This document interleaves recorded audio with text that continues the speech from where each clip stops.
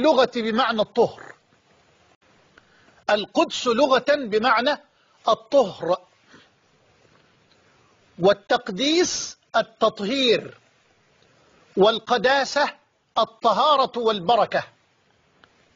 يبقى الحديث القدسي نسبة إلى القدس بضم الدال، أو القدس بتسكين الدال. والقدس لغة بمعنى الطهر، والتقديس يعني التطهير، والقداسة يعني الطهارة والبركة. كل هذا في لغة العرب. والأرض المقدسة يعني الأرض المطهرة المباركة. وبيت المقدس أي بيت الطهر والبركة الذي يتقدس فيه، أي يتطهر فيه من الذنوب والعيوب. وتسمى الجنة أيضا حظيرة القدس، أي مأوى الطهر والبركة. وجبريل يسمى روح القدس، قال تعالى: قل نزله روح القدس من ربك بالحق. فروح القدس هو جبريل عليه السلام.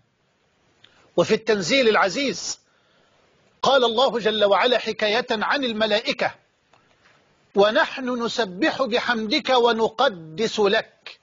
ونقدس لك أي نطهر أنفسنا لك، ونقدس من أطاعك أي نطهره ونباركه ونزكيه. وفي الحديث الصحيح الذي رواه الإمام ابن ماجة في سننه من حديث جابر بن عبد الله رضي الله عنهما أن النبي صلى الله عليه وآله وسلم قال: كيف يقدس الله أمة لا يؤخذ لضعيفهم من شديدهم. كيف يقدس الله أمة لا يؤخذ لضعيفهم من شديدهم. وفي رواية عبد الله بن مسعود رضي الله عنه: إن الله لا يقدس أمة لا يؤخذ للضعيف فيهم حقه. إن الله لا يقدس أمة لا يؤخذ للضعيف فيهم حقه. لا يقدس أمة أي لا يزكيها ولا يباركها ولا يطهرها. والقدوس اسم من أسماء الله جل وعلا. القدوس اسم من أسماء الله جل وعلا، ثابت بنص القرآن والسنة. ورد اسم القدوس في القرآن الكريم كله مرتين اثنتين لا ثالث لهما.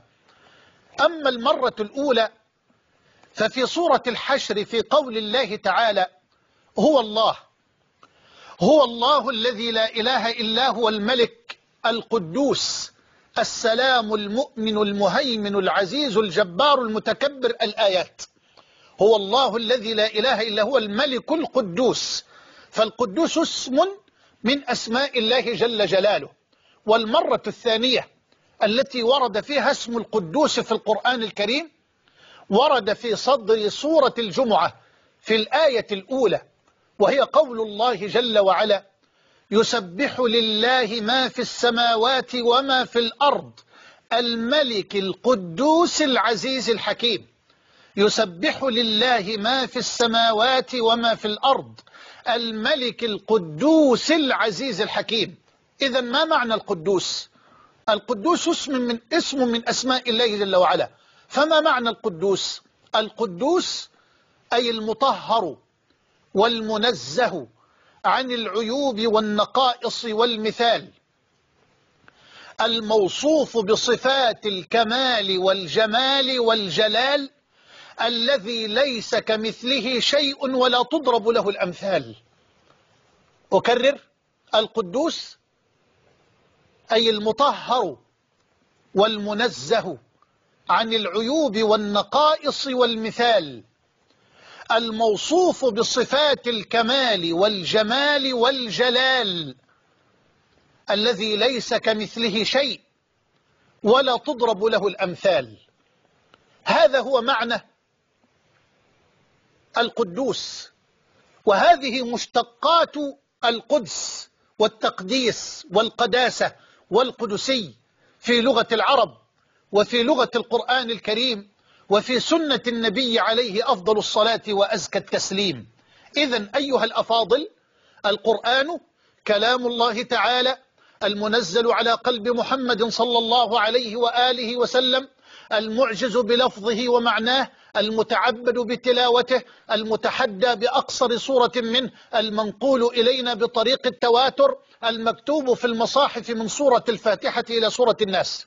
أما الحديث القدسي فهو الحديث الإلهي أو الحديث الرباني الذي يرويه صدر الرواه ومصدر الثقات عن رب الأرض والسماوات جل وعلا. ما هو الفرق إذن بين القرآن الكريم وبين الحديث القدسي؟ فرق كبير وفروق كبيرة.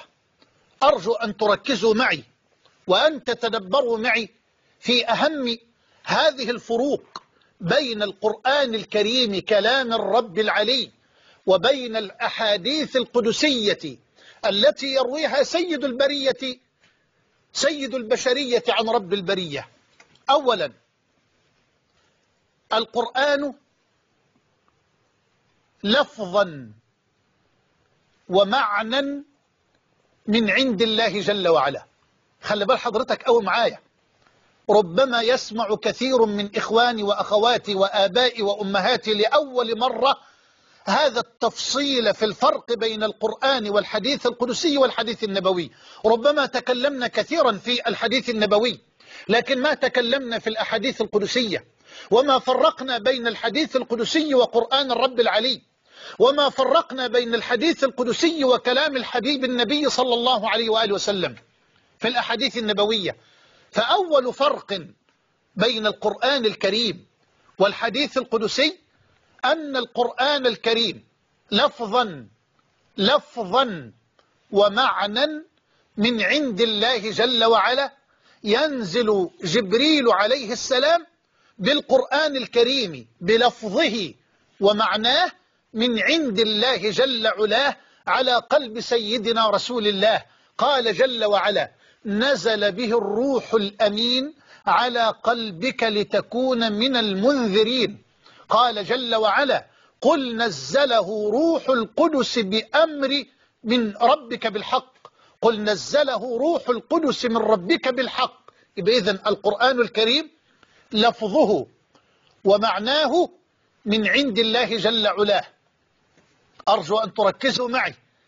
القرآن اللفظ يعني الكلمة والمعنى ليست من عند رسول الله صلى الله عليه وسلم، وإنما ينزل جبريل عليه السلام بالقرآن الكريم لفظا ومعنى من عند الله تبارك وتعالى على قلب النبي صلى الله عليه وآله وسلم، ويقرأ جبريل الآيات الكريمة على رسول الله فيحفظها المصطفى صلى الله عليه وسلم كما وعده ربه جل وعلا بذلك.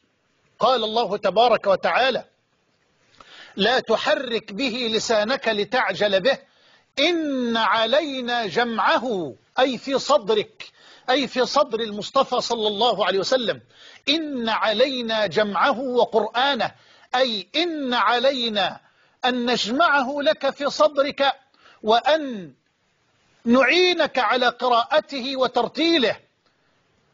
إن علينا جمعه وقرآنه، فإذا قرأناه أي قرأه جبريل عليك، فإذا قرأناه فاتبع قرآنه، أي فاتبع قراءته واتبع تلاوته، فإذا قرأناه فاتبع قرآنه. ثم إن علينا بيانه، سنبينه لك